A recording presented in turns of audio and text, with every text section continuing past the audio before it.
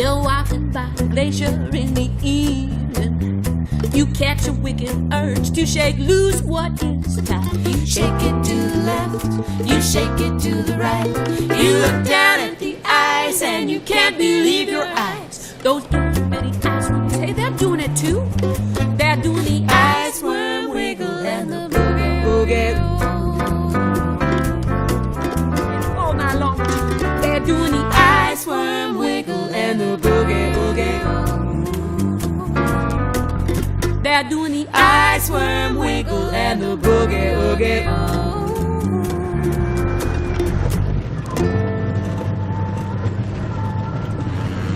Yeah, come back here, Katmai.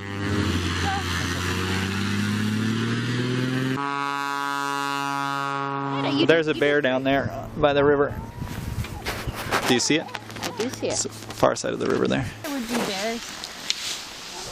Yeah, it's right over by the mountain. So what are we going to do right now? Snack. Want a snack? Yeah. All right. We're going to get a snack. Oh, but you got a whole bunch right there. We're going to start our expedition up in the Samovar Hills.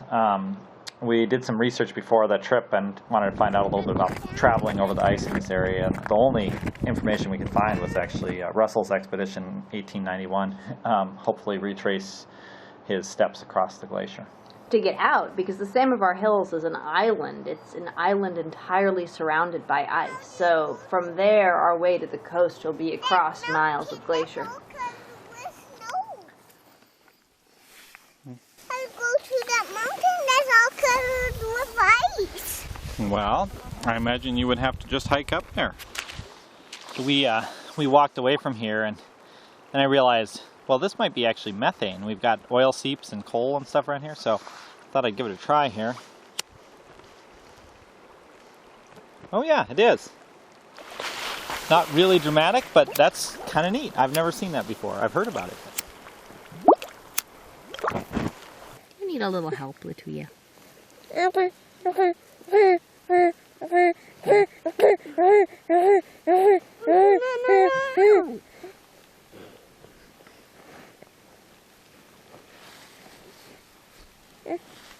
You gonna eat it? How do you think all this ice got here? How did it get here? What do you think? From the snow? Yeah.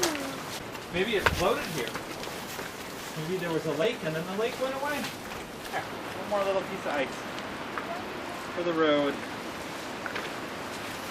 So we are splitting up for a while because the point that we want to get to is way over there. Up on the mountain. We're going to try to reoccupy a photo that was taken in the 1890s. So we decided to split up and I'm going to go as fast as I can. We kind of know that we don't have quite enough time today and that it might well be dark by the time we get back to camp. But we'll give it a shot. That's a D. Yeah, and I think that it may not be the wisest idea to do this reoccupation at all, but it'd be kind of nice. Haig's really into it, so we're just going to give it a shot. Well, that didn't work out quite as planned. This is the point of view that I was kind of looking for. It's very similar to what's in the 1890s Russell photo, but the only problem is it's not quite the same. I think he was actually on that next ridge over there, and no way I can make it there today. Hey, Latuya, what you doing? Eating a rock?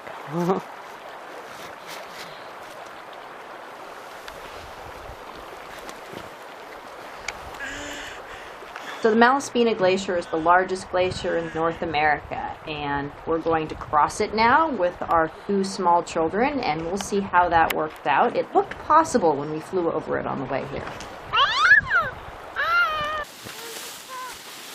So hopefully this will become a rickshaw. We'll see. We did. I'm not sure if it was a good idea or not, but we did use it. Yeah, you know, I don't know whether we'll do that again. I think it needs some refinement, but there were times when it was really nice.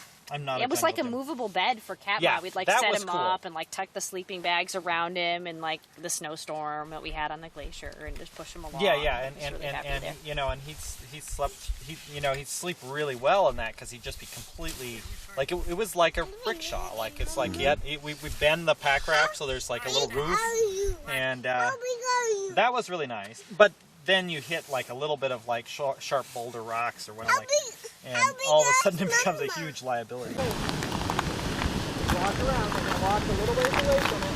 Okay, lay down. Here. Lay down like this. You can wiggle up. Was that pretty neat? Okay, this makes a mother way too nervous. Are you about done looking, Cat Mike? So this is our solar panel, which is charging our sat phone here. It's kind of jury-rigged together, but it works. Well, I think I hear an airplane. We had the battery on our main camera fried, and so we asked, or sorry, not the battery, but the charger. And so we're out of batteries, and we have a replacement charger. Ah, I see the plane.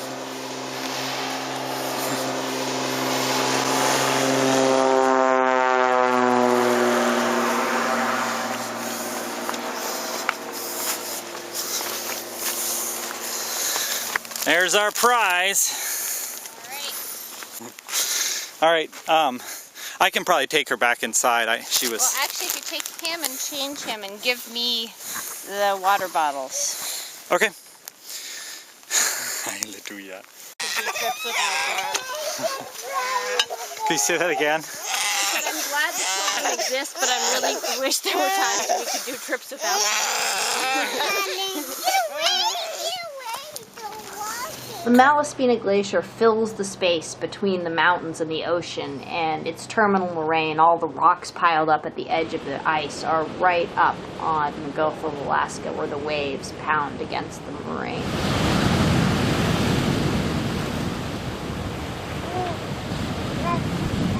Listening to Higgs' optimism, which you think I would have learned over the years not to do anymore, we did not actually bring our rain gear for this day trip, so we are hiding under logs to wait out the squall.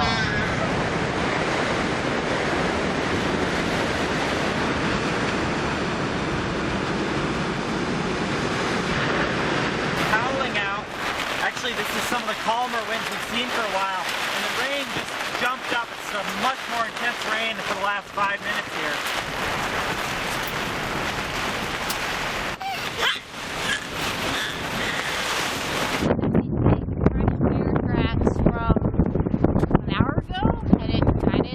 Oh, I don't know. It might be more than an hour.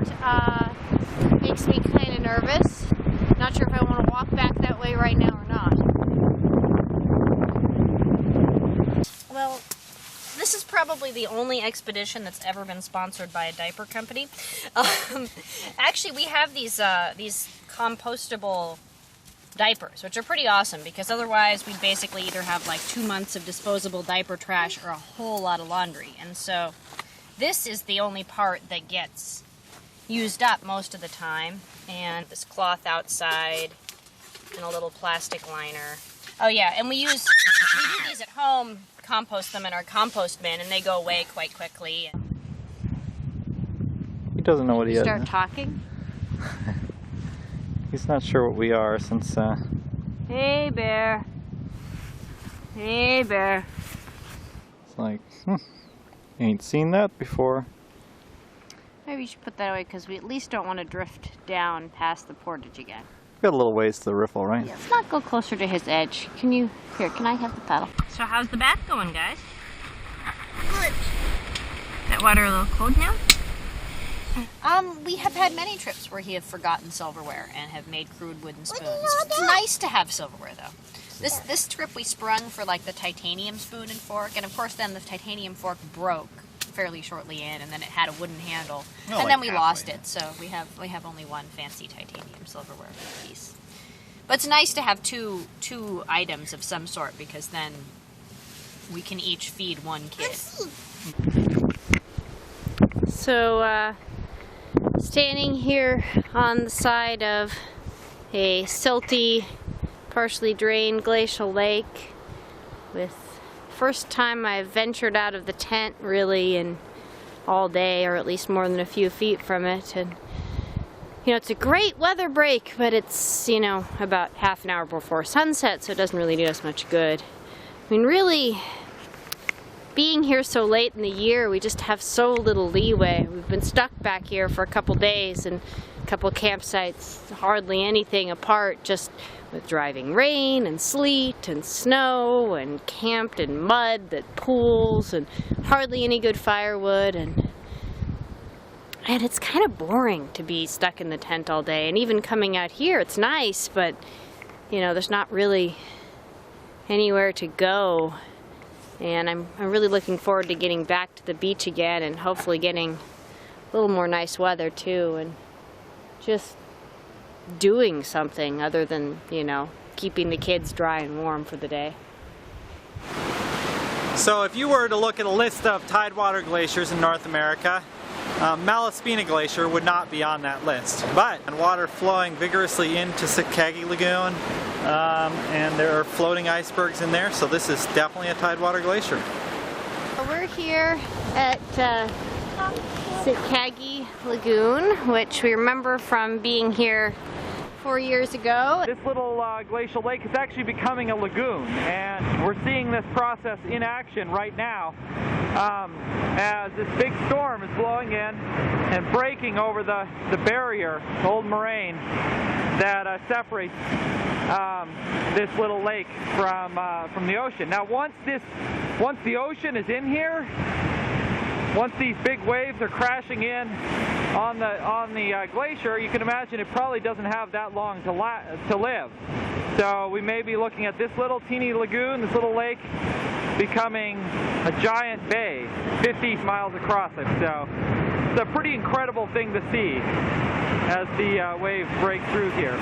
4 years ago, it took a storm tide pretty much to bring the waves up into the lagoon, but now they're coming in even at mid-tide on a calm day. What looks from the other side like it's just this, you know, forest extending back across the glacier on top of the ice is actually just this narrow strip, and it's calving off really dramatically on this side, and now it's got this unstable face that's calving everywhere.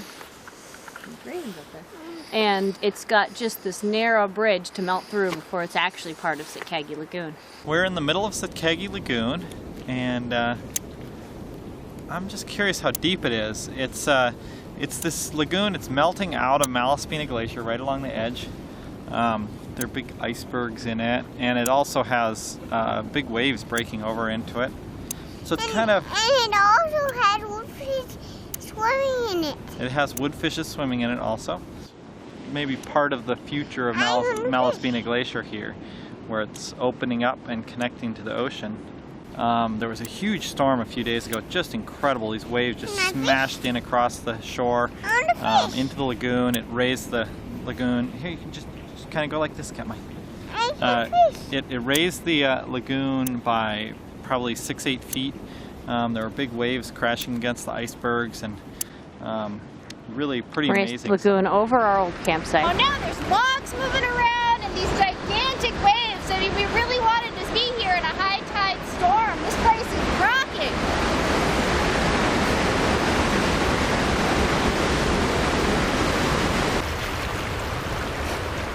This is the remains of our campsite of about an hour ago.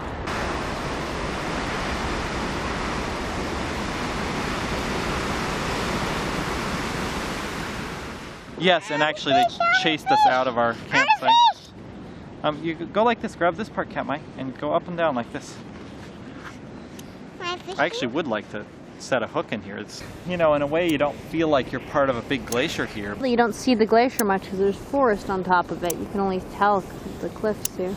Yeah, the whole glacier is, or the whole edge of the glacier here is forested. We're probably, hey, we reached the bottom. Are you gonna pull it up all the way?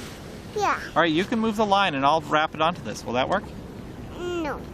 No. Well, how are you gonna pull it up? and put up like this. This glacier, it's dozens of miles wide, and it's in rapid retreat with recent climate change. Pretty much everywhere we've been on this trip, including this lake, aren't on the map. And there's woodfish, which are Katmai's word for all these abandoned, all these scattered dead trees in all of these lakes, because they change levels so dramatically as the ice melts. Another decade, we probably won't even be in a lake. We'll be in part of the ocean. It's the ice that separates us from the ocean over there melts back.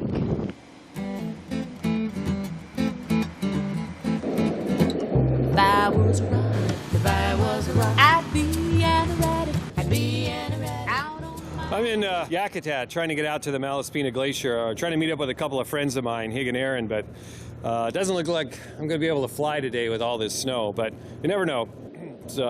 My pilot Les is going out to try to check it out, see if he can fly in this. But Malaspina Glacier is the largest glacier in North America. It's been starting to retreat quite a bit in the last few years, and Hig and Aaron have been out there for a couple of months trying to mix research with adventure and provide some baseline information on the status of the Malaspina Glacier. Hig's got this plan. I don't know if it's going to work or not, but I'm supposed to meet him on the beach, but if I am not able to meet up with him, I'm going to be wandering around out there by myself trying to find him. Looks like discretion has turned out to be the better part of valor here today. Huh. Les didn't turn the engine off. I guess that means we're going to go for it. If I was a rock, I'd be an erratic, out on my own, far from my home. I'd be carried by the ice, I'd be carried by the ice, I'd be coming off a mountain, so long ago. I'll be a big rock. I'll be a big solid piece of stuff. I'll be a big, when I grow up, I'll be a big rock. I'll be a solid piece of stuff far from my home. Right, well, Thanks, Les. see you guys on the 15th. Yep. Welcome. It'll probably take us till after dark to get back to the tent, but Why isn't that surprising? well, there ain't much light.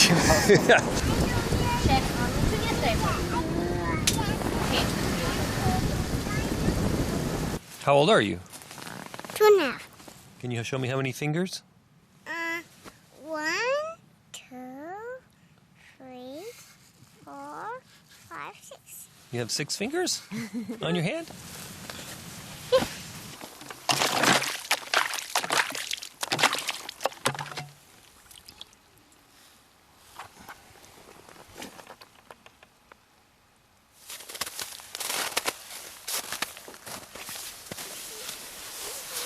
A lot of our other system, like the clothing and the gear we carry in the wet and cold, we've refined for years, but how to transport a 2.5-year-old and a now 10-month-old is a problem that it doesn't matter. Whatever we've learned, we can't reuse, because next year they're bigger and older and we have to come up with a different system anyway. Oh my God. This is still feeling like a family vacation. We keep thinking though that the bears should all be hibernating pretty soon, but they don't quite seem to be. Electrical bear fence. So it's gives an electric shock if you come and touch it. And we've both on purpose and accidentally tested this, and it does. This is our electric bear fence. It's just it has a wire on the outside, so if you touch it, then you're part of the circuit, and when it goes to the ground, it'll shock you. So I'm using this little monofilament just to tie it to this tree. And so it's got a couple double A's. So this is our grounding rod here, the ice axe. Just clip it on there. Okay, so now it's got power, but it's not actually on. Now it's on. Each click, it's sending a charge out, And you'd be welcome to demonstrate what that means if you wanted to touch the fence.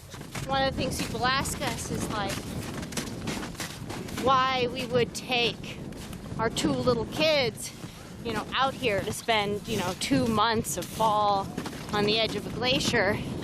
And there's just a whole bunch of different reasons for that. One of them is just very simple, that, you know, we have 2 little kids, and instead of just deciding that that means we don't do stuff, we decide that means we figure out how to do stuff with them.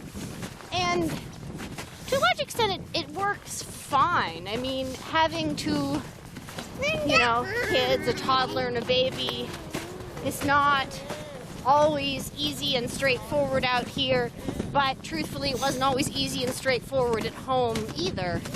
It's very hands-on. I mean, we're out here with them all the time, and the kind of environment that people have had kids in for thousands, tens of thousands of years, you know. I don't know to what extent things stick in their heads at this age, but we do really want them to get some sense of exploring the natural world. I mean, spruce trees generally grow straight. This one's not. It's because the ground under here is ice, and so as the ground shifts, the tree's always trying to go straight up, but straight up keeps changing. And we saw this not in just little trees like this, but big, full-grown trees. Who made that dinosaur for you? Daddy. Daddy. How did he make it? He sawed the potato and the potato off. I have so many dinosaurs. That's because I want to use them. You want to use them? Yeah. Do you want to play with them? Yeah. I use them. Okay. Do you want your sister to play with them? No. You going to share? No. No. Please, can you cut another dinosaur? Oh, no, no. You have all the dinosaurs you need. No, I haven't had enough.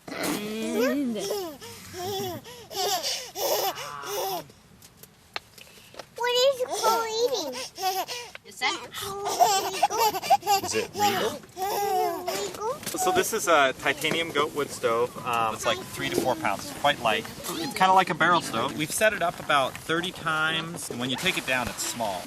Because it's just basically pieces of sheet metal, and you roll them all up together. So it's one roll that's about that big around and that long.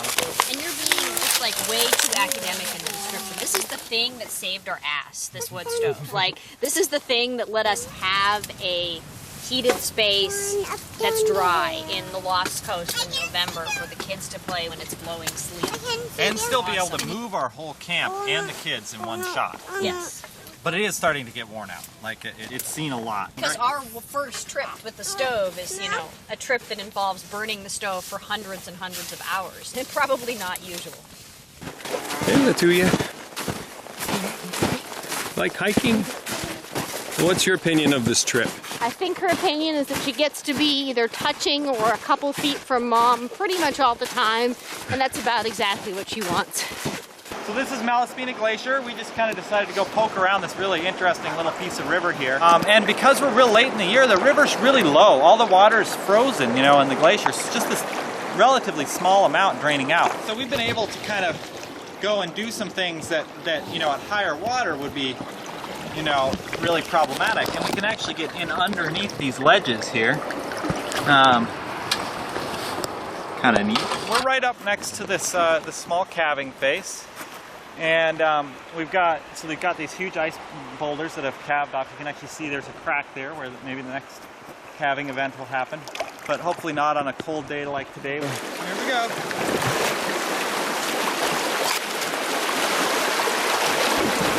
And it actually goes into an ice tunnel just downstream. Really just beautiful. Beautiful. Look at all this. Guarantee you're the first one to come in here. No, Latuya is. She was a little bit in front of me. Ah, the Latuya Explorer. I've been in ice caves before, but never one with a big river like this.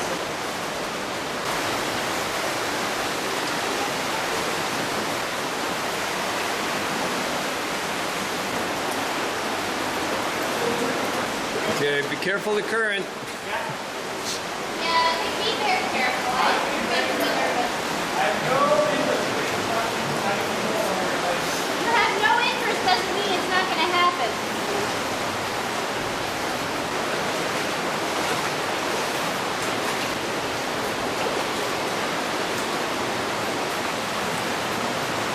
So I was just exploring down in this tunnel, and you know, it's really easy paddling in, paddle against the current, and it just goes back in there with a nice flat ceiling. It must be that's the flood height or something, because it's very horizontal as you go. It doesn't vary in height. I don't know if it was too loud or too dark, but Latuya did not seem to be a big fan of the ice cave. So we're standing here at the entrance where it's a little bit lighter and quieter, waiting for everybody to be done exploring. Is that what we're doing? Yeah.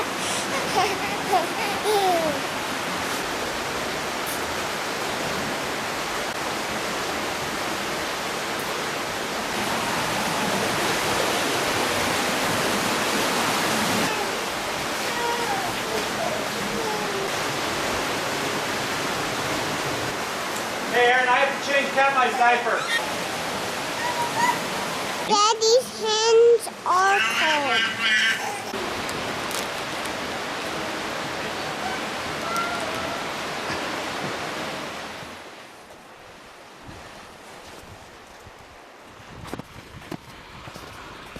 And guess what we saw on the way back? Bear tracks. A mom and 2 cubs had cut across our tracks and then started following us. And that they just followed us for a while. Eventually they broke off. But a little disconcerting walking back in the dark, knowing that there's been bears tracking you that same day. After a day like this, you know, I don't think I'm going to sleep tonight. You know what this is? Do you spray it at bears? Only big people do it when they're mean. When the bears Oh. Bears are this mean little bit. Have you seen a bear being mean? No. No. Certainly hasn't seen the bear spray used. I've never used it. So how long has it been since you took a shower? Couple months. You know, this is not one of my favorite activities. I don't come into the wilderness in order to wash poopy diapers in ice cold water in the dark. Oh well, it's got to be done, right? Yeah, it's got to be. We don't really wash dishes basically, so it's pretty simple. We just cook the next meal in the pot. You know, we're using the same. We have 2 dishes. We have a pot with a lid and a cup.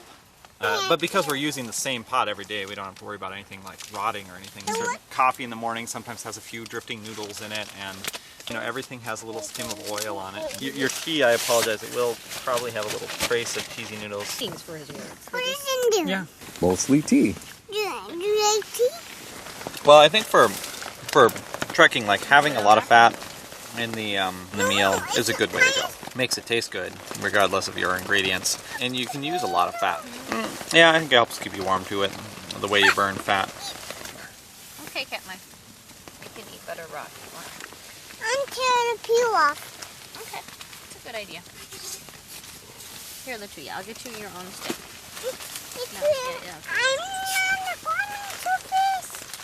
Here, I'll take Latuya and I'll give her her own butter. And then I have my very own butter. I'm peeling the peel off. I'm peeling the peel off. Does butter grow on trees? No. No. How do you get butter?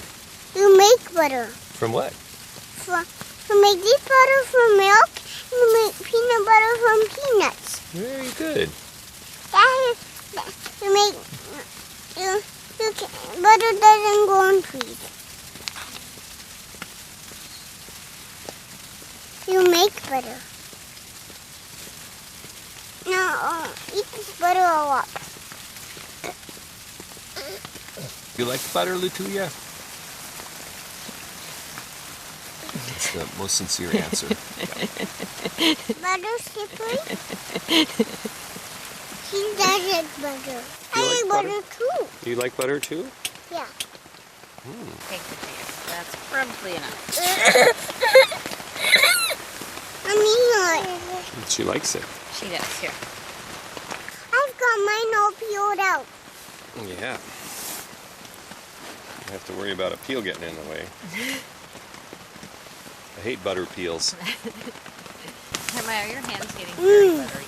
Yeah. Yum, yum. Okay, Maya, now lick off your fingers.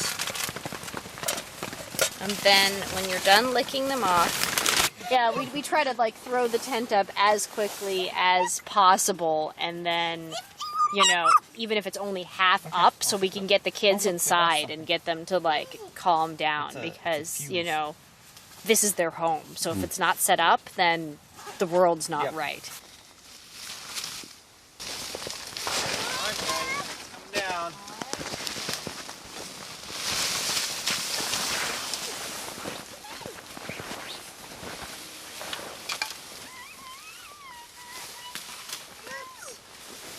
Hey, Katmai. Hello, Katmai. I should have shook it off a little bit. Should you say hi to me? No. You're not gonna say hi? Do you like when the tent comes down? No. What do you think, Sophia?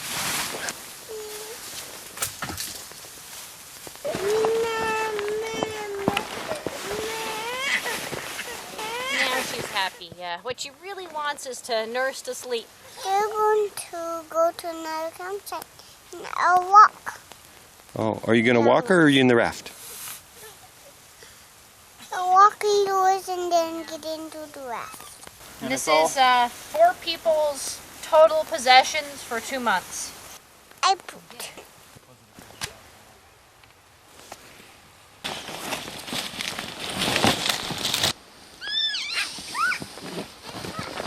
Can you get yourself uncut, Katmai? What happened? I was just dancing around to sing songs. And then what happened? And then I got caught. So you have all your gear for 2 months in there, basically? Pretty much, yeah.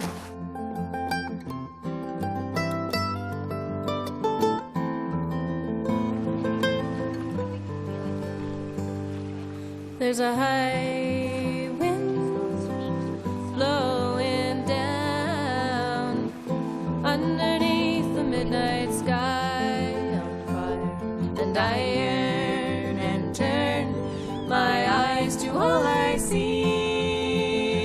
Oh, north wind, how I long for you. Hey, And the tides turn, reasons change, friends like oceans draw back home again, and I